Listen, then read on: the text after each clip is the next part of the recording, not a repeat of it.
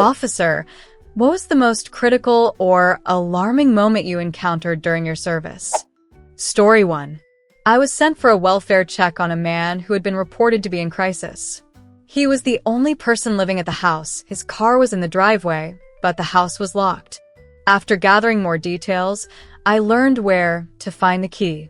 I entered, announced myself, and started searching, fully expecting the worst. When I opened a closet door, I found the man hiding there with a rifle beside him. If he had wanted to harm me, I wouldn't be here writing this. Clearly, he was going through a rough patch. We sat down and talked for about half an hour. He told me he had heard me, but just didn't want to engage. Fortunately, I was able to get him the help he needed. Story 2. A law professor in Australia, who had spent 20 years as a police officer before becoming a lawyer and eventually a professor, shared a story that helped him understand why the defense of battered spouse syndrome exists in murder cases. He responded to a call from an elderly woman who claimed she had killed her husband. Before this incident, the professor had often wondered why people in abusive relationships don't just leave. When he arrived, the woman greeted him with a calm demeanor and even offered him tea. She seemed completely at ease. He asked about her husband, and she directed him to the living room where the old man sat in a chair, a bottle in his hand and a tomahawk in his skull. Meanwhile, the woman casually asked if he wanted sugar or milk in his tea. Later, the professor discovered that the man had been abusive for years, controlling all the finances and isolating her from friends. On that day, after he threatened to beat her if his sports team lost, she decided to take matters into her own hands. This experience made him realize how some people feel trapped with no way out. Story 3. This happened last August, around 1 o'clock or 2 o'clock in the morning. A 911 call came in, but all we could hear were screams and swearing. I was the closest unit, riding solo since my partner had been reassigned, so I headed out. As I neared the house, I initially waited for backup, but when I heard multiple voices screaming, I rushed in. The scene inside was horrifying. Blood covered the walls, floor, and door, reaching up to shoulder height. A distressed woman directed me to the living room, where I found a man and a woman on the couch, both drenched in blood. The man had a deep gash on his forearm, and the woman had tried to stop the bleeding using a belt, but it wasn't working. I grabbed my tourniquet and told the man it would hurt, but it would stop the bleeding. I applied the tourniquet above his bicep, and he mentioned his hand was going numb, which meant it was effective. Then I saw another severe cut on his tricep, all the way to the bone. It took EMS about 15 minutes to arrive, and the paramedic confirmed that without the tourniquet, the man would have bled out before they even got there. It turned out he had come home drunk, forgotten his keys, and punched his way through a second-story window, nearly costing him his life. Story 4. My colleague and I were at a hospital escorting a prisoner when a girl we didn't know struck up a conversation with her. After some time, she disappeared, and we didn't think much of it. Later, the prisoner mentioned the girl had been in the restroom for a while and joked that she might be having a big meal. We laughed at first, but after a while, we realized it had been quite some time. I knocked on the restroom door, but got no response. The door was locked, so I unscrewed the lock and found the girl inside, barely breathing and unresponsive. My colleague rushed to get help, and a nurse arrived soon after. We unzipped her jacket and discovered she had fashioned a ligature out of a sock and wasn't breathing. I removed the ligature, and she began breathing again. My colleague stayed with her while I remained with the prisoner. The entire situation was incredibly stressful, especially in a busy ER, with people staring at us. A few minutes later, a healthcare assistant came running to tell me the girl had become violent and that my colleague needed help. Unable to leave the prisoner alone, I chose to assist my partner. The girl was smashing her head against the wall, kicking, hitting, and trying to bite. It took 3 of us to calm her down. The prisoner stayed in the waiting room patiently the whole time, despite the opportunity to run. It wasn't until I was driving home that it truly hit me. That girl nearly died just feet away from me, and I wouldn't have known if it weren't for our prisoner's comment. Story 5. As a rookie, I responded to an alarm at a restaurant rumored to be haunted by a woman's spirit. The first officer on the scene was an older guy who never seemed to get worked up over anything. But when I arrived, his voice was shaky, and he immediately requested backup. When I pulled up, I saw him leaning over the hood of his car, holding his shotgun. My first thought was that someone was breaking in. I rushed over and asked what was going on. He told me that when his lights hit the building, a woman had jumped off the roof and disappeared. He was clearly shaken. We checked the building but found no evidence anyone had been there. Despite that, the experience left a lasting impression on me. After that night, I never went back to that restaurant without another officer by my side. Story 6. As a rookie cop in a small town, I was called to a disturbance at a school parking lot where a large group of kids were reportedly causing trouble late at night. On my way to the scene, I remembered that I hadn't tested my PA speaker, which I planned to use to disperse the crowd. Rolling down a residential street at 2 a.m. with my windows down, I decided to tap the PA mic a couple of times to check it. The first 2 taps didn't seem to work, so I slowed down and tried again. Suddenly, I heard a loud voice yell, "What are you doing?" I looked out my passenger window and saw an old man sitting on his porch in his underwear, looking very irritated. Our eyes locked, and I realized I had no reasonable explanation for testing the loudspeaker in the middle of the night in a quiet neighborhood. Without saying a word, I just floored it and drove off. It was definitely one of those awkward moments that sticks with you. Story 7. We responded to a call about a person in emotional distress, and when we arrived, we found a 350-pound man passed out face down on the floor. His wife explained that he had PTSD from his military service and had been drinking heavily. Their 16-year-old son was also there. As the man regained consciousness, he suddenly started slamming his forehead into the floor repeatedly. We called for an ambulance, and a small pool of blood formed. When his wife tried to clean it up, he jerked his head up, filled with rage. He grabbed her by the neck and threw her across the room onto the couch. We immediately tried to subdue him, but he was incredibly strong. 4 of us were struggling with 1 limb each, and even then, we were barely managing to control him. His son jumped in to help, and finally, we got 2 sets of handcuffs on him because 1 set wasn't large enough to secure his wrists behind his back. I rode with him in the ambulance to the hospital, where he glared at me the entire time, reciting his military registration number and making offensive remarks. Despite the tension, I secretly hoped he wouldn't break out of the cuffs, as I wasn't sure we could have handled him without his son's help. Story 8. During my 2nd month as a police intern, I was riding along and assisting with traffic stops in a small town, where not much happened, mostly drunk or domestic calls. One afternoon, I was with a new officer, fresh from the prison system, and we were doing a speed check on the outskirts of town when we stopped a motorcyclist who was speeding without a helmet, which was illegal at the time. The motorcyclist complied without incident, but he didn't say much, answering questions through gritted teeth. We returned to the cruiser to check his license, which came back with several outstanding warrants, including one for an armed assault against a police officer. We exchanged glances, and the officer quietly unlocked the shotgun from the center console and handed it to me, saying, "If you know how to use this, be ready." Fortunately, backup arrived soon after from surrounding towns, and the man, clearly tired of running, decided to turn himself in without further incident. It could have gone much differently, but I was grateful it didn't. Story 9. Although I wasn't a cop, I unintentionally gave one an oh no moment. I worked the night shift managing a liquor store in a rough neighborhood. The store was small, just a 1-room setup, with me behind a desk at the entrance. One night, a friend stopped by to chat and asked if the store owners had provided any protection, given the area. I jokingly pointed to an old double-barrel shotgun under the counter and said, "Just this, but it's empty." I picked it up to show him, unaware of what was about to happen. Unbeknownst to me, there had been 2 armed robberies nearby, and the police were responding in full force. As I heard sirens approaching, I didn't think much of it. as sirens were common in the area. Suddenly, a police car swerved into the parking lot, and an officer dashed into the store, likely assuming it was also being robbed. As he burst through the door, I turned toward him, holding the shotgun. His face went white as he realized I had the gun pointed directly at him.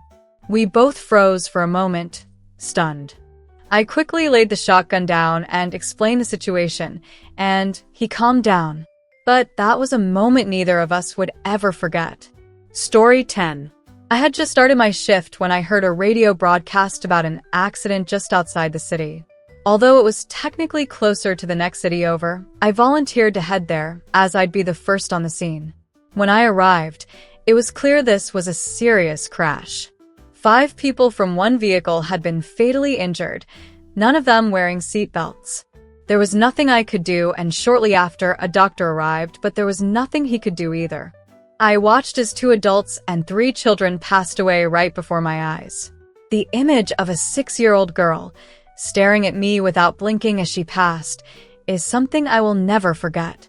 These children were students at the local elementary school, and I had met them before. I frequently visited the school to hand out junior police stickers, take pictures with the kids, and let them explore the patrol car. I later attended their memorial service to pay my respects. The girl's father, unaware that I was the first officer on the scene, was talking to another parent. He was filled with a mix of denial and anger, wishing he knew which officer had been there so he could confront them for not saving his children. Hearing that was incredibly difficult. I wish I could have done more, that I had the power to save them, but I didn't. I'm sorry, little ones. You deserve to live long, full lives. Story 11. A friend of mine used to work for Long Beach PD, and he once told me about a call he responded to involving an old man who had threatened his neighbor over a knockdown fence. When my friend arrived, 2 other officers were already on the scene, and the old man was cuffed in the back of a squad car. My friend thought everything was under control, but as he approached one of the officers, he noticed the officer had a look of disbelief on his face. The officer said, "You have to see this," and led my friend into the old man's garage. My friend described it like something straight out of an action movie, like a scene from Boondock Saints when they're buying weapons. The old man had been stockpiling weapons for over 20 years. The garage was filled with rifles, shotguns, pipe bombs, and even a few strange contraptions. But the most bizarre thing was what the officers called the throne. It was a gas-powered lawnmower with 2 M60 machine guns mounted on it, complete with controls for both weapons, ammo cans, and who knows what else. It was straight out of a movie, something so over the top that it left everyone in shock. Story 12. About 9 years ago, we received a call from a payphone reporting, "There's a dead body in the abandoned building at the corner of 1st and Main." Street names changed for this story. An officer responded but couldn't find anything resembling an abandoned building, and the caller hung up without leaving any more details. The payphone was miles away from the location, so the officer cleared the call. The next day, we received another call from a different payphone with the same message.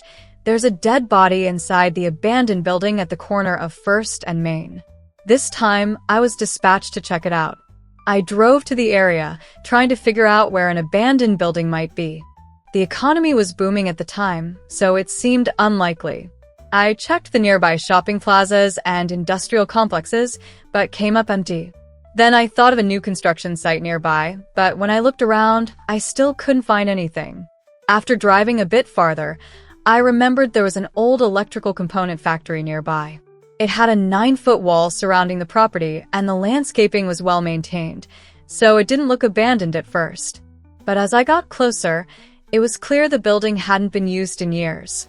I called for backup, and we climbed over the wall to get inside. The building was massive, over 100,000 square feet with pipes, ductwork, loading docks, and even a basement. Every door we checked was locked, but we kept searching. About 3/4 of the way around the building, I pulled on a door, and it flung open. We entered and immediately noticed how pitch black it was inside. So dark that I couldn't see my hand in front of my face. We started clearing rooms, but the place was like a maze, each room connected to several others. At one point, we entered a room where all sound vanished. No traffic noise, no hum of electricity, just silence. The room had holes in the floor leading down to a basement flooded with 6 feet of water. The atmosphere was so eerie that I half expected something straight out of a horror movie to jump out at us. Finally, we reached the industrial part of the building. There were giant boilers and electrical components everywhere. One room had 5 large electrical cabinets, and the panel in the middle had a single glowing red light, the only light we had seen in the entire building. When I looked behind the cabinets, I found the body. He was pinned between the wall and one of the cabinets, his arms curled up in front of him. Even though I had been looking for him, I wasn't prepared to find him there. It turned out that the man had been trying to strip copper from the building, a new trend at the time. He and his partner had been systematically stripping metal, but they had made it to the one room that still had power. When he cut into the copper cables, he was electrocuted and pulled into the cabinet by the exposed wires. Story 13. There was a known former gang member in our area who had epilepsy, and after a seizure, he would sometimes revert to his gangland behavior and become combative, especially with anyone in uniform, including ambulance drivers. We got a call to his house, and my partner and I were the first to arrive. I had already prepared a dose of Valium to sedate him, knowing how things could escalate quickly. As I reached the door, his mother, who was a very kind lady, was shouting that he was waking up. I immediately jumped on top of him and held him down with all my strength, practically riding him like I was in a rodeo. My partner managed to administer the medication intramuscularly, which takes longer to take effect than through and 4, so I had to keep holding him down for another 5 to 7 minutes until the fire department arrived. By the time more officers arrived to take over, I was exhausted. 3 hours later, I ran into him again at the hospital. He apologized as he always did and told me, "I've never fought anyone as tough as you." Story 14. On my shift, I'm often called a trouble magnet. One night, while working overtime on a late Super Bowl shift, I noticed a car sitting in a parking stall as I drove by on my way to a call. An hour later, I drove back the same way and saw the car still there, untouched. The area was known for drug activity, so I decided to pull into the lot and check it out. I approached the car and saw a man in the back seat.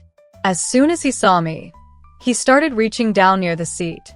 I was concerned he might be going for a weapon, so I drew my gun and ordered him to show me his hands. After a tense moment, he raised his hands, empty. I told him to get out of the vehicle, but he said he needed to pull up his pants first. Confused, I realized he wasn't reaching for a weapon. He was trying to remove an inappropriate item off himself while I had a gun pointed at him. I holstered my weapon and told him to go ahead. As he got out of the car, I noticed a large amount of meth sitting on the seat next to the item, along with some other items I hadn't noticed before. I asked him if there was anything else in the car, and he admitted there was more contraband.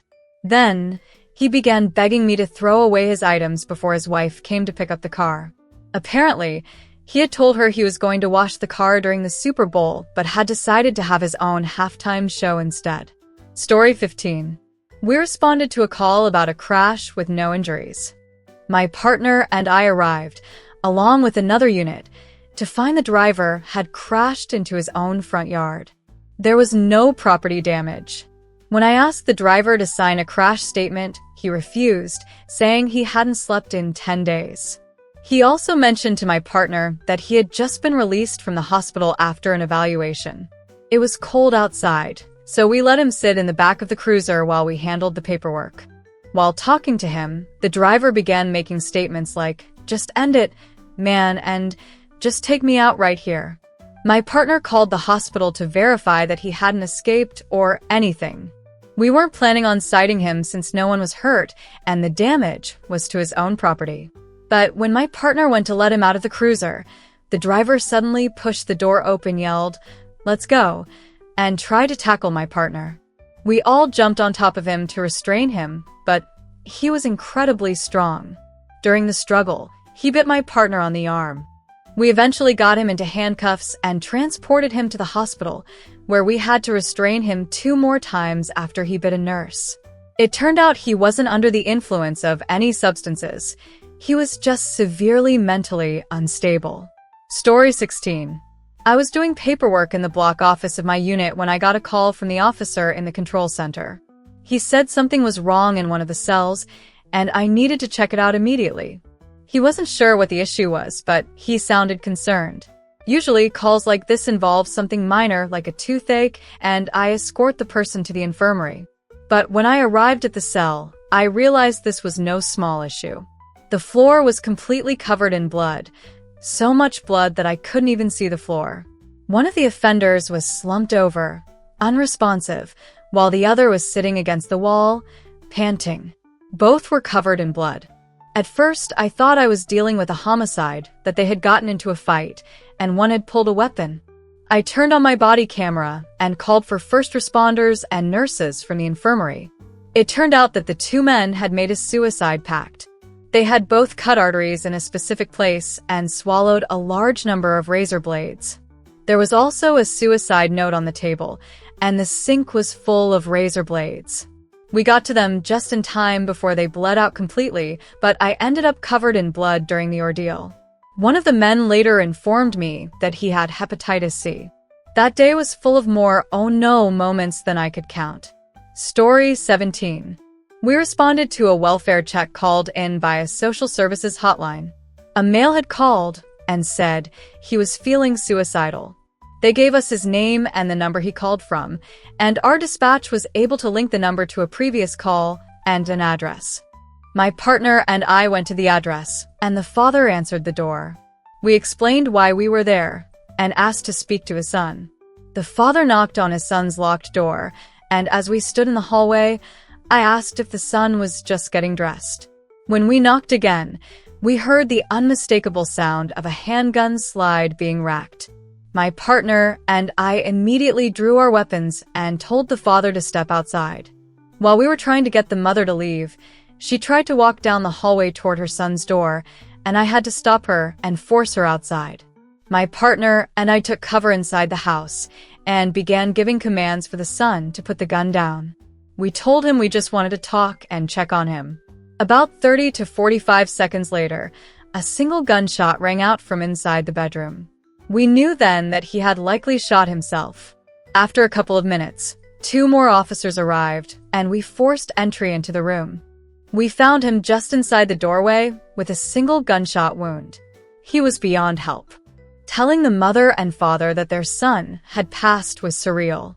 The father didn't seem fazed at all, which was even more unsettling. Inside the room, there were spent shells and holes in the walls from previous shots, as well as knives stuck into the drywall. It was clear their son had been struggling for a long time, and I still don't understand why the family hadn't sought help for him. Story 18.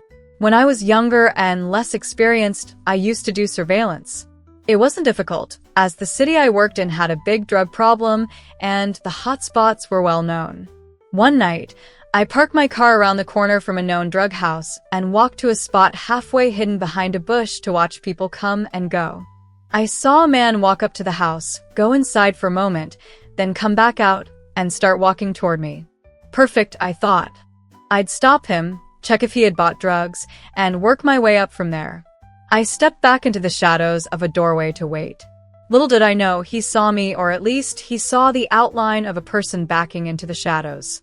He kept walking toward me. When he got close, I stepped out and said, "What's up, man?" like I always did. I had my flashlight and was in full uniform, but his face registered pure shock. I heard something clatter to the ground. Instinctively, I grabbed him and cuffed him. He kept saying he didn't know I was a cop. When I looked to see what he had dropped, it was a knife. He had thought I was trying to rob him. We just stood there for a moment, both of us realizing how badly that situation could have gone. I uncuffed him, told him to grab his knife, and sent him on his way. We both chalked that one up to good fortune. Story 19. I've got a few stories from my 5 years working in a medium-sized city. The first one was while I was still in field training. We got a call for a possible overdose, and I went into the basement of the house while my trainer grabbed his medical kit. Just as I got down there, a guy high on bath salts came to and immediately tackled me, trying to take my gun. I managed to keep him from getting it and held on until my trainer arrived and we got him handcuffed. The second story was a call for a 6-month-old who wasn't breathing.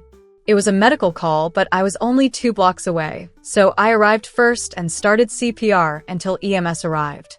Unfortunately, the baby didn't make it, and I think about that a lot to this day. Medical calls are tough, but we often respond faster than fire or EMS. The third story was during a traffic stop on the interstate. I pulled over a driver who was clearly intoxicated. I got him out of the car and told him to face away from me so I could pat him down. Just as I asked if he had anything on him, he started pulling away and his hand went to his waistband. That's when I saw the outline of a gun. Everything felt like it was in slow motion, but I managed to grab him, push him against my car, and pull the gun away. He was heavily intoxicated with both alcohol and drugs in his system. If he had been sober, that situation could have ended very differently. Story 20. My grandfather, who was an officer for the Ontario Provincial Police, once told me this story. He worked in a small rural town that had been hit by a series of armed robberies. 2 brothers were robbing places and always driving off in the same car. One night, on his way home, my grandfather noticed fresh tire tracks going into a field and had a gut feeling, so he followed them about 150 meters into the field. He saw the car, put his lights on, grabbed his sidearm, and used his spotlight to check the car, which was empty. Then, he heard movement nearby in the field. He returned his car for cover and shouted that there were other officers around and that the suspects were surrounded. After a few minutes, the 2 brothers came out of hiding and surrendered. Later, when they were being questioned, one of the brothers said they had agreed they would take down a cop if they were ever caught. Apparently, when my grandfather was checking the car, one of the brothers had him in his sights but couldn't pull the trigger. The man had a powerful revolver, and my grandfather likely wouldn't have survived if the brother had decided to shoot. Story 21. I wasn't a police officer, but I was in an Explorer program about 20 years ago. The officer running the training was talking about how it felt to be hit by a taser. Being immature, I mouthed off and said a taser wouldn't affect me. The officer called my bluff and told me to get a waiver signed by my mom so he could demonstrate. My mom was dealing with some personal struggles at the time, so I didn't bother asking her. Instead, I forged the signature. Since the mayor of our city lived nearby, I had the document notarized without a second thought. 2 weeks later, I handed the waiver to the officer, and he decided to make an example of me. I thought he would just zap me with a taser for a second or two. Nope. He broke out a stun gun. I don't remember much except for my muscles contracting so hard that I felt like I was going to explode. I fell to the floor, and when I came to, his EMS and fire department buddies were standing around, everyone laughing. It was an embarrassing but valuable lesson about running my mouth and thinking I knew better. I never went back after that. Story 22. Only a few months into being on the street with very little training, I was on foot patrol in Chicago when we heard gunshots. Pop, pop, pop. My partner and I looked at each other, unsure how far away they were, but we started moving south. A block down, we saw 3 people. We all stopped and stared at each other. When the radio confirmed shots fired and the description matched one of the 3 people perfectly, we were so close that they could hear the radio. One of them immediately took off running. My partner stayed with the other 2 while I chased the runner. We ran down the block, through a dark alley, and around a corner. I had my gun drawn as I made the turn, and there he was, about 10 feet away, pulling a gun from his waistband. I yelled, "Drop the gun," and almost instinctively started pulling the trigger, but just as I was about to fire, I saw a family playing on their porch behind him. I quickly adjusted and released the trigger. Thankfully, he dropped the gun before I had to shoot. I put him on the ground, but his hand was still close to the gun. I wasn't sure whether to holster my weapon or put away my flashlight so I could cuff him, so I just sat on his back and told him not to move until help arrived. Later in lockup, the 15-year-old told me I was lucky. He had intended to shoot me, but I had the drop on him. If I hadn't drawn my gun when I turned the corner, I would have been staring down the barrel of his gun. Story 23. During a night shift, I decided to check out a side road that had a few small businesses and a scrapyard. I'd been down this road many times and had a good idea of what was normal. That night, I noticed some cars at the end of the road that were missing their doors, but they were still in the same spot they usually sat. I parked and got out to take a look around, but didn't notice anything else unusual. I figured they had just scrapped the doors earlier in the day. The next morning, the scrapyard owner discovered the place had been broken into. Tons of scrap copper and other metals had been stolen. When they reviewed the security footage, the suspects were seen during the time I had been investigating the cars. They saw my patrol car, panicked, and ran off. One of them got so nervous that he forgot to put the getaway vehicle in park, and it rolled away. I didn't hear or see any of this at the time. It turns out one of the suspects, who had a serious addiction, was carrying an assault rifle. If I had looked around just a bit more, it could have gone a very different way. Story 24. I once dealt with a man who had been banned from a liquor store after getting into a minor altercation with another customer. No one was hurt, so we decided to just give him a ride to the next town, which was what he wanted.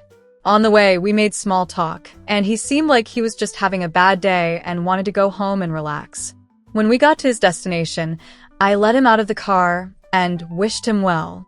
He looked at me and told me to go mind my business in a less than polite way. That was odd, but I figured he was just frustrated. Then, he ran back toward a bridge and hopped over the railing. I spent the next 45 minutes talking to him until a negotiator arrived. The whole time, he was taking pills from a bottle. Eventually, he agreed to come back over the railing. But just as he went to get up, he had a seizure and started to fall. I managed to make a diving grab through the bars and caught him around the neck. I was holding him over several hundred feet of air until a rope system was set up to pull him to safety. In another incident, a woman with a knife threatened her neighbor, then gave her a hug before walking away. We searched the area, but the next report came from a gas station nearby. I had to sprint over. As I got close, I saw a crowd of people running from the station. The woman came around the corner, wildly swinging the knife. I took a risk and yelled sharply, "Hey, hey," followed by a calm order to drop the knife. Luckily, she complied, and we got her into custody without anyone being hurt. On another day, I encountered a kid in the middle of a highway, beating on cars and running into traffic.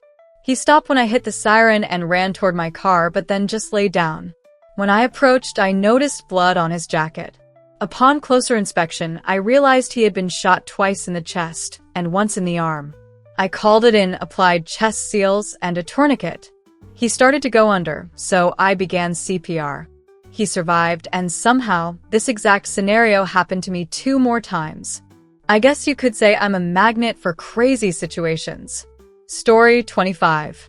We received a domestic assault call, and since it was a slow night, 4 of us responded. We split up and approached tactically. Just 2 steps into the driveway, we heard a gunshot. We immediately took cover and called for more units. We found a woman who had jumped out of a window and got her to safety. The man inside had barricaded himself. 2 officers made contact with him at a window and had him show his hands, but he disappeared. As a few of us entered the house, we saw him reaching for something. We tackled him and cuffed him. It turns out that after he had assaulted his wife, he was cleaning his gun while intoxicated and accidentally shot himself in the leg. He was taken to jail, and after his release, he suffered a heart attack and passed away. His wife later told us that he had always said he would go out in a blaze of gunfire if the cops ever showed up. I had only been on the force for 3 weeks at that point, and my previous job had been as a sniper in the Army. This situation showed me just how different the dangers are in police work.